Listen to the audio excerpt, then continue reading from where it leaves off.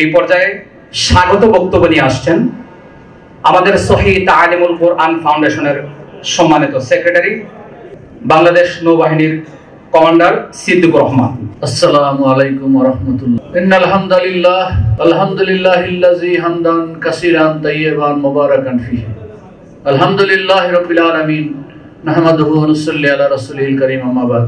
সম্মানিত উপস্থিতি, আমি মহান আল্লাহ রাব্বুল আলামিনের শুকরিয়া আদায় করছি আজকের এই জলিল কদর মাহফিলে আমি আমার সেই উমরা সাথীদের সাথে আমিও যে এখানে শামিল হতে পেরেছি, এজন্য রব্বুল আলামিনের শুকরিয়া আদায় করছি, আলহামদুলিল্লাহ।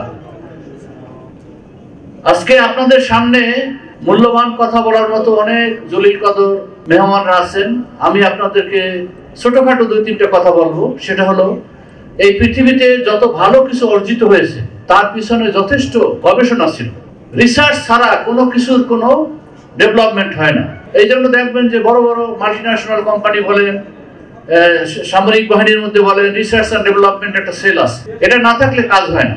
আমরা যেগুলো কাজ করি কনভেনশনাল মেথডে করি, কিন্তু আমাদের ওস্তাদের মাঝে যে জিনিসটা দেখছি, আমি 2003 সাল থেকে আল্লাহ আমাকে নিতেছে ওখানে মাঝে মাঝে, কিন্তু আমি যতই উমরা করছি, হজ করছি, আমাকে কোনো প্রশিক্ষণ দেওয়া হয় না। কিন্তু এখানে দেখলাম ওস্তাদ এই জিনিসগুলো এত সুন্দর, এত মেথডিক্যাল, একেবারে রুট লেভেল থেকে অনেক গবেষণা করে জিনিসগুলোকে ট্রেন করে মানুষদেরকে। আপনারা যারা উমরাতে গেছেন, যারা ট্রেনিং নিয়েছেন এখানে, আর ট্রেনিং ছাড়া যা গেছেন, আকাশ এবং পাতাল ব্যবধান। এই জন্য কিয়ামতের ময়দানে দেখা যাবে যে অধিকাংশ মানুষ তারা অনেক আমল করে গেছে, কিন্তু আমলের খাতা শূন্য, আমলে কিছু নাই।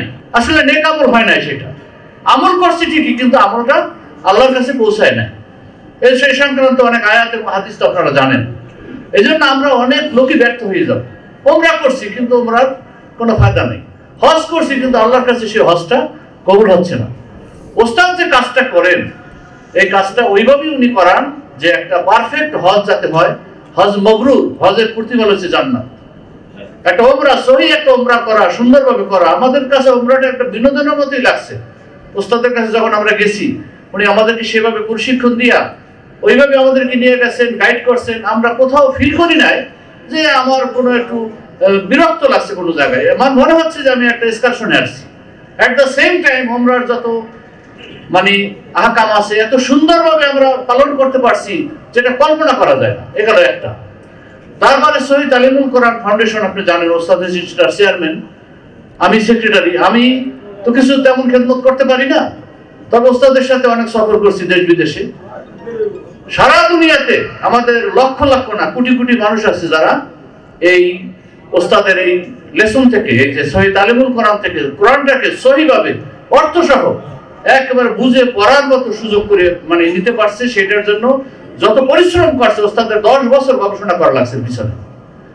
উমরার ঠিক একইভাবে উমরাটাকে ওইভাবে করছেন, হজের কাফেলাটাকেও সেইভাবে ওস্তাদ রেডি করছেন। আমি আশা করব আপনাদের আত্মীয় স্বজন, বন্ধু বান্ধব যারা আছে, যারা এত টাকা খরচ করে আপনার হজ উমরা করবেন, তারা অবশ্যই যেন এই ওস্তাদের পরামর্শ নেন, ওস্তাদের কাফেলায় সামিল হন, অথবা তাদেরকে সামিল হওয়ার জন্য বলেন। তাতে তারা সঠিকভাবে সঠিক জিনিসটা তারা করতে পারবেন।